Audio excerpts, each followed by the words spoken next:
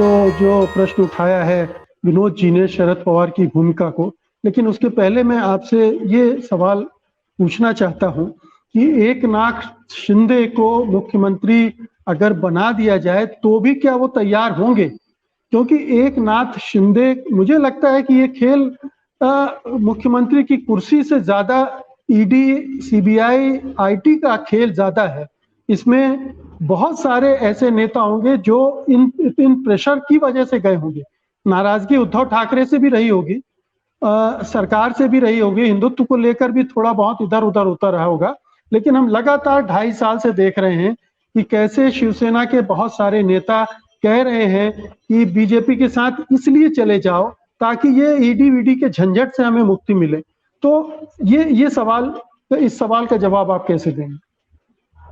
देखिए, निश्चित तौर पे इस सवाल का जवाब तो सब जानते हैं कि कहीं ना कहीं दबाव में थे नेता, और उनको अपने व्यक्तिगत तौर पर सब नेता पहले अपने आप को बचाना चाहते हैं।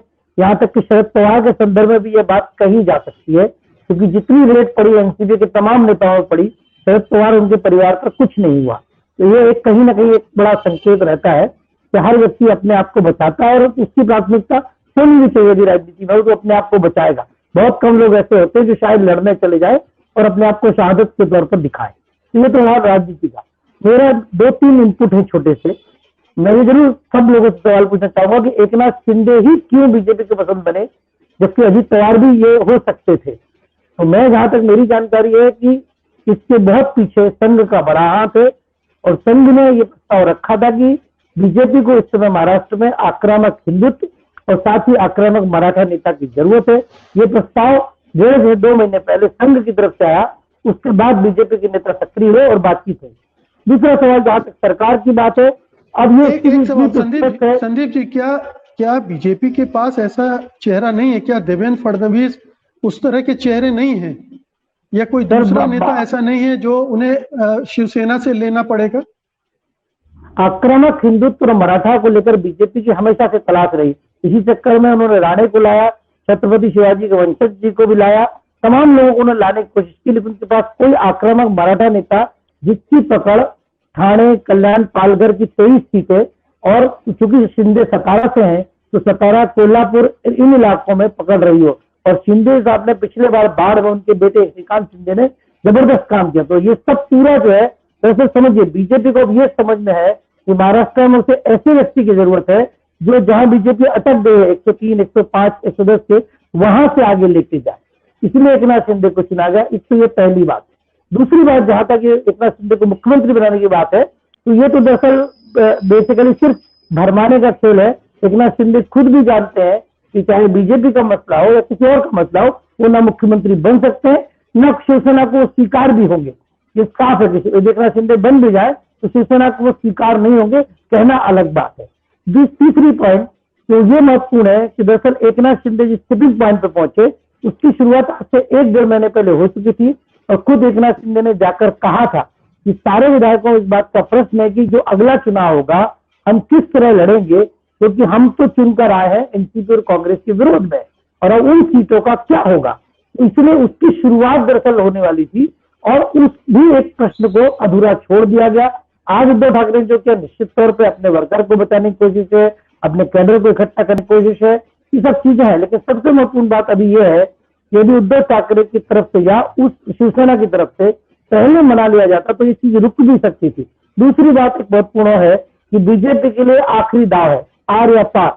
तो मुझे नहीं लगता कि बीजेपी ऐसा कोई स्टोन अनटर्ड छोड़ेगी, ये सरकार बच जाए और फिर वही कोई गड़बड़ हो। तो ये इतना तो तय है कि सरकार जा रही है।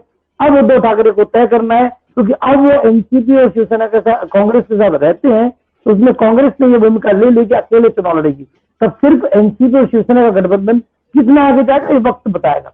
आज की राजनीति में इतना जरूर आया कि संवादहीनता एक महत्वपूर्ण कारण रहा, ये एक बहुत बड़ा सवाल रहा, जिसके कारण ये सब पूरा प्रकरण हुआ। और उसमें कई कारण है, बहुत सारे कारण हम लोग को जानकारी में है, जो जिनके कारण रहे हैं कि कैसे आदित्य साहब का असर बढ़ता जा रहा था, और बहुत सारी चीजें हैं। सबसे बड़ी बात है, एकनाथ शिंदे ने एक बड़े अधिकारी को यह कहा था कि अब मुझे समझ में आ गया कि इस पार्टी में मैं बस यही रहूंगा, इससे आगे या तो कोई ठाकरे ही रहेगा मुझसे आगे। इसलिए उन्होंने कदम उठाया। उन्होंने एक बड़ी महत्वपूर्ण बात है जो भाई साहब जानते हैं 1.5 महीने पहले उन्होंने चुपचाप एक फिल्म रिलीज करवाई महाराष्ट्र में जिसका नाम था धर्मवीर, और एकनाथ शिंदे की उसमें बड़ी भूमिका थी, ये कहते हुए कि वो असली उत्तराधिकारी हैं आनंद दिघे के। तो अब जो खासतौर पर ठाणे, पालघर, वसई, विरार, भिवंडी, यहाँ की जो 23 लोकसभा सीट, 23 विधानसभा सीट और 5 लोकसभा सीट है, इन सब पर बहुत बड़ा असर पड़ेगा। जी, और शरद पवार की भूमिका को लेकर आप क्या कहेंगे? देखिए, मुझे लगता है कि शरद पवार परिस्थिति को समझ गए हैं। शरद पवार ये जान चुके हैं कि सरकार बचना मुश्किल है। इतना जरूर शरद पवार कर रहे हैं कि आने वाली सरकार में कहीं वो एक्सपोज कर सकें, क्योंकि देखिए थाने, भिवंडी, पालघर, ये जो पूरा इलाका है जिसको हम एक्सटेंडेड मुंबई बोलते हैं, उसमें सिर्फ एनसीपी का एक कद है और यह शिवसेना का था। ना बीजेपी वहां पर है, ना कांग्रेस वहां पर है। ये जाहिर तौर पर उनकी कोशिश ये है कि एकनाथ शिंदे को बार बार कहा जाए कि वो सिर्फ मुख्यमंत्री पद के लिए गए हैं, इसलिए बार बार कहा जाए कि तुमको तो ऑफर भी दिया था, यदि वो बनते भी हैं तो उनका नुकसान हो। लेकिन एक बात एकनाथ शिंदे ने समझदारी खेली है, सबसे बड़ा समझदारी क्या है कि उन्होंने हिंदुत्व का पक्ष तो ले लिया, लेकिन अभी तक उद्धव ठाकरे के खिलाफ या परिवार के खिलाफ कोई बात नहीं कही, और बार बार यही कह रहे हैं कि एनसीपी और कांग्रेस का साथ छोड़ो। जी।